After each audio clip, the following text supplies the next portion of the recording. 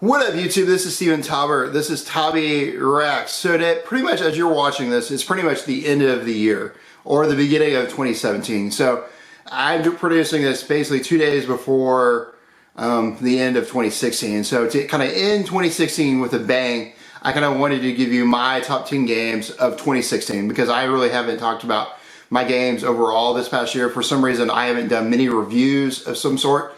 And I kind of want to give you my impressions of games that I haven't really talked about, or games that I kind of have given you opinions about. And so this is my video in terms of that. And so to kind of begin this, my first game that I want to talk about, I'm not going to give you a really big order. I may give you my game of the year, but I'm not really going to give you a game of order. It's kind of when they kind of came. It's kind of my order right now. To kind of give you my first game that I started really paying attention was Firewatch. Firewatch came out around January, kind of the real early part of January 2016.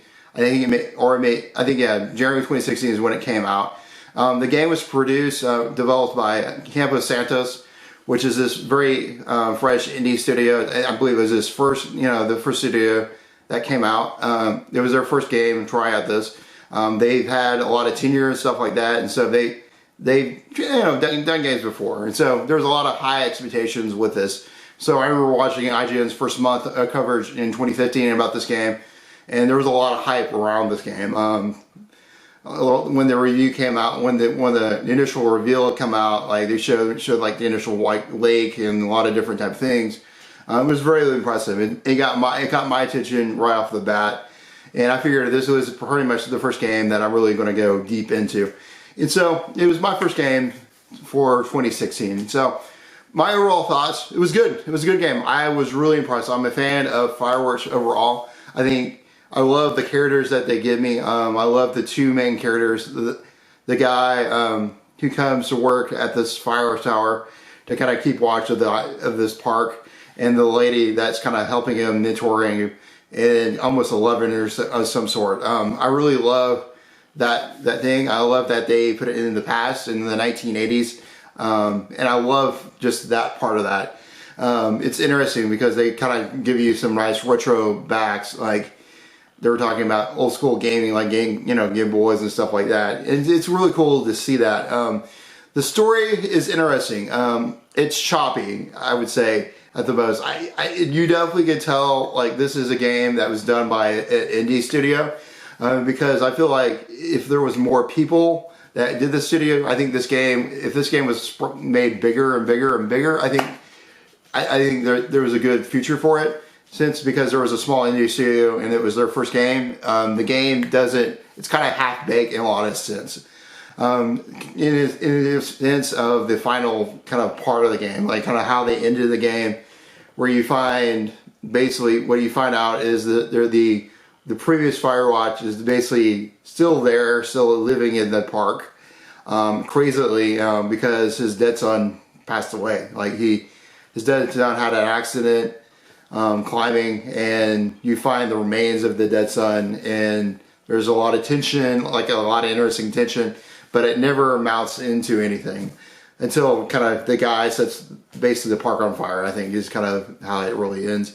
And you run off and you have no idea what happened, and I guess you keep quiet.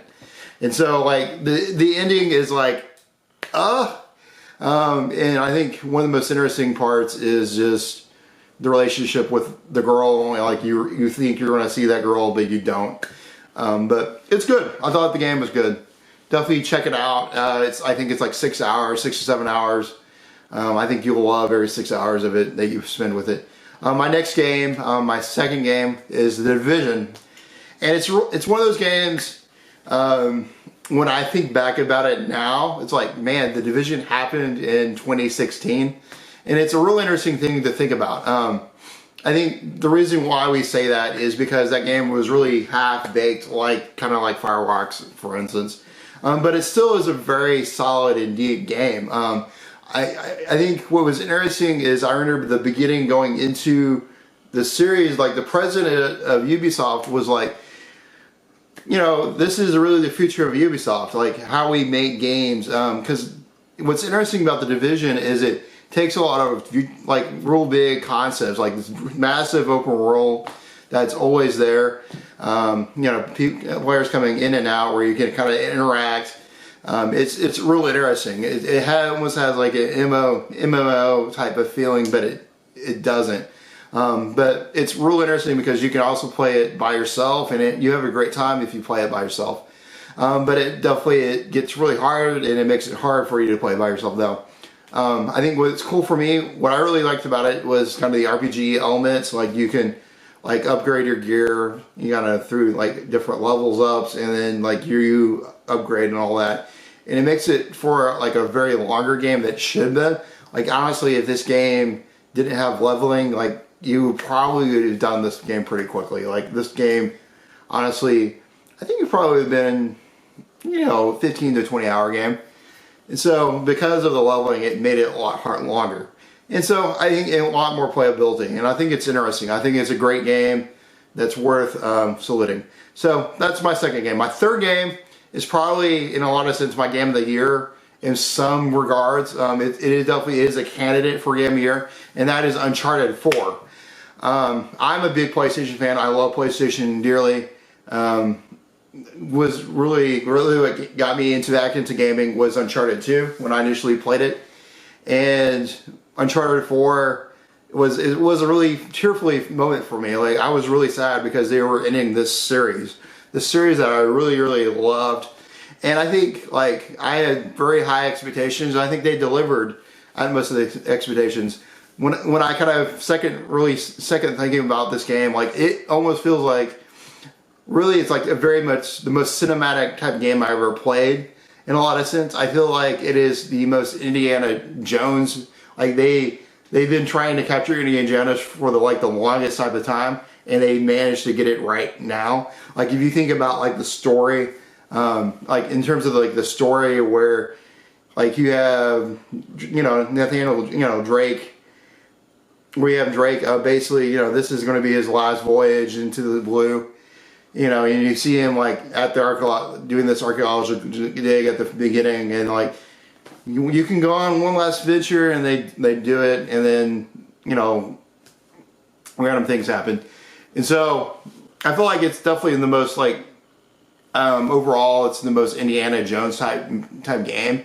I feel like they did a very good job with all the different characters, like with in terms of like the characters that you most love, like Elena, and then, you know, Sully and Drake, of course. Those three characters, I feel like they did a good job. They give enough time with Sully, like you get enough time with Drake and Sully, and get those interactions. You get enough time with Drake and Elena. I think you definitely get a lot of good times, good moments.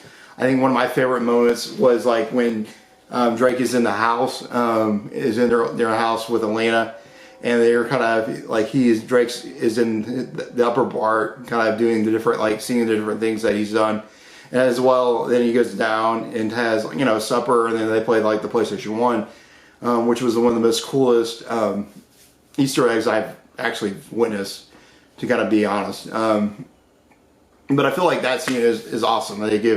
That's the perfect like Elena / Drake scene. Then I think what was cool about this game is like it also gave us two new characters in the characters of Sam and Dean, which you didn't really think they probably should have done. Well, like it's interesting that they would make those characters really special to you. Like I think the bond between Sam, you know, Drake is the brother of Sam, and I think they made that bond really good. So I think overall it's a great game. Go check it out. Like the story's great. The ending is, you know, works. I love the kind of the final scene with the daughter and stuff like that. They made a great job. They did a great job in that. My fourth game, kind of going after that, is a game called Overwatch. A lot of you have probably heard of Overwatch. I really don't have to say much about Overwatch because it was great. Going for me personally, kind of my history with Overwatch, I really wasn't like, I heard about the betas and people playing about the betas, and I wasn't really unsure about Overwatch. Like some of the computer type gaming elements of it really didn't really appeal to me. And it wasn't really till I saw like a tourney, or it was a YouTube video with these people from Rooster Teeth playing Overwatch. I was like, oh, this game looks really fun. It looks like a really cool game to pick up. And so I decided to pick it up. And I watched, I think when I first got it, I watched like a 4-hour video about like the different movesets of Overwatch and all that. And it was like the most amount of time I spent like getting drained into that game. Overall, I think it's one of the best shooters I played for 2016. I love the different elements. I think it's awesome that they basically Blizzard at the end of the day took a lot of different random elements that they had and developed the shooter. Honestly, what's cool about this game is these are all different games that they had like different components, random components they have from these different games, and they just put it in one game and made this awesome universe. To me, like one of the best things, best like gaming videos I've ever seen is like the Overwatch videos on YouTube. I think they're great to watch. You definitely should check them out if you haven't. Go do it. My 5th game is Battlefield 1. Battlefield 1 is an interesting game. I think it starts off really strong. Like if I think about like Battlefield 1, like the beginning is really good. It's really solid. Like what I like about it is you become this random soldier, and then you die real quick, and then as you die, you go to random soldier after random soldier after random soldier. And I think it is the best display of war, like, doing war on a battlefield, because of just showing how many different, like, casualties of war there is. And I think it does a really good job at showing that initially. And then it gives us 5 or 6 different stories of different people that fought in the war in different type of places. I think it's interesting. I would say it's mixed. There's some stories that you really do like, and there's some stories that you're like, it's not the greatest story. I think for me, like when I play like the Italian story, I thought it was really good. Like, you're looking for the Italian brother. Or I think another interesting story was I think what was it was the end, the Lawrence of Arabia story, where you're the lady. I think there's a lot of different ones. Where you're the guy and on the plane. I thought was real interesting. And so I thought some stories were really awesome. I think some stories were like I didn't really feel connected, or like for me, like for instance, I think one of the biggest like problems with Battlefield 1 is honestly to me like the gameplay is at sometimes not really fun. Like I really don't like some of the gameplay. I think some of the tank stuff is really not good. I really don't like some of the plane stuff. I think it's really hard to do some of the plane stuff, especially on like the super difficulty levels. Like hard doing the plane levels is oh my gosh, it is so aggravating. I died so many times. And that was the problem. I think also it not being fun is also kind of really transfers to the multiplayer. The multiplayer is mixed. Like there's some really good levels. Like there was a level where you're going kind of throughout Germany. You're fighting in this big city, and there's a lot of different like you can go through like these different houses and all that. And I think some of that fighting is really good. But there's another level with like you're in the outdoors and it's all mountainous and stuff like that, and you get like shot really quick. Like the problem was like you're like this level on, and they immediately put you with like level 40s, or like in Call of Duty terms, like they put you with these master prestiges, and it's like this is really unfair. And that's one of my biggest problems with it because they gave you such a high difficulty. It was like very unfair in a lot of sense. My 6th game is a game called Ninja Stinky DX, and it's this really this nice little indie game that I started really playing on the Vita. I think it's perfect. It's a perfect Vita exclusive to play, or it's not a Vita exclusive. It's a perfect game to play on the Vita. And so Ninja Stinky DX is a game done by Treebeat Games. They're up in Canada. And I really randomly found it on I was looking at their YouTube page and saw an advertisement for this game. and I was like, oh, this game looks really awesome. And I started playing it, and I fell in love with this game. I think it's like a $5 game. It's a cool Metroidvania game. It's really inspired by Mega Man. It has a lot of the hardness of Mega Man, and I think it does a really good job. If you have, or random $5 that you want to spend, go play this game. I think it's a really good game to check out. I just wanted to give that game a really good shout out. I think my favorite overall Vita game for 2016, I think in terms of my top games of this year, it's my 7th game, and it's a game called Sever. And Sever was a game done by Drinkbox. Drinkbox did kind of give you history of Drinkbox. They did Guacamelee, and they did some really awesome other games that I really love. And so Sever is an interesting game because it reminds you of the old school dungeon crawler type games. And so if you ever played, I think it's Dungeons and Dragons. There's some they have some some dungeon crawler type games where you kind of move around. It's definitely reminds you of the old school type thing, and it has this really awesome artwork because Guacamelee is done. It's the same artist who did Guacamelee. They have really similar art styles and really awesome. They have really awesome monsters that they've done. And so what's cool about it is it's like a cut and slash game. So you like to do that, and so it's kind of cool. And a pretty good story overall. I played a pretty good amount of it. I think it's definitely worth checking out. I just really wanted to give it a shout out and give it a spot in my list of my elusive chair. My 8th game is this year was really big for me in terms of I bought a VR. I bought PlayStation VR, and my 8th game is a VR game. And so I really wanted to kind of give talk about a little bit about VR. My 8th game is Eagle Flight. It's an Ubisoft game. So when I originally bought it because it was Ubisoft, and I was like, this is going to be a pretty high solid game. I've heard a lot of good reports. Early on, I saw GameStop, not GameStop, IGN kind of reporting this is the PlayStation VR game to try. Out of there's a lot of games that we've been hearing Job Simulator. We've heard Valkyrie, and we've been hearing a lot of these cool games, but we haven't. And so this was really kind of the dark horse in terms of a lot of the games. And so Eagle Flight really blew me out of the water because originally it's a $40 experience. I was like, oh, this is not going to be really a full game, but it really is. What's cool about it is though you're this eagle, and you're flying around post-apocalyptic Paris, and it's pretty cool. Honestly, you're controlling the eagle, and you can go down and go up. It's a really fun experience, just exploring eagle. What's cool about it is they give you exploring modes, and it's pretty cool. And then they give you a story, and they give you a lot of cool things because it like any typical Ubisoft game, they give you a lot of things to do, a lot of side missions, a lot of different type of things. And that's what really surprised me about this game was that it really is like a Ubisoft game.